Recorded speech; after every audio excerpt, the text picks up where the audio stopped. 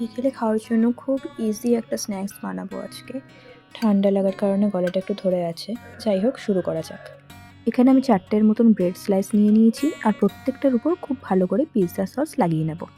দেখো, এখানে সস লাগানোর পালা শেষ। এরপর একে একে আমি চপড অনিয়ন্স, ক্যাপসিকাম এবং টমেটো দিয়ে ভালো করে সাজিয়ে নেব। এতক্ষণে তো তোমরা নিশ্চয়ই বুঝেই গেছো যে আমি আজকে কী বানাতে চলেছি। হ্যাঁ, আমি আজকে বানাবো মিনি ব্রেড পিৎজা। সবসময় তো পিৎজা বানানোর মতন সমস্ত ইনগ্রিডিয়েন্টস বা অত সময়ও হাতে থাকে না, তাই চটপট বানিয়ে নেওয়ার মতন এটা খুব সহজ একটা রেসিপি। তারপরে আমি কিছুটা চিজ হাতের সাহায্যে ভেঙে ভালো করে স্প্রেড করে দিলাম। আসলে তখন অলরেডি 8টা বাজে আর গ্রেট করার মতন সময় ছিল না।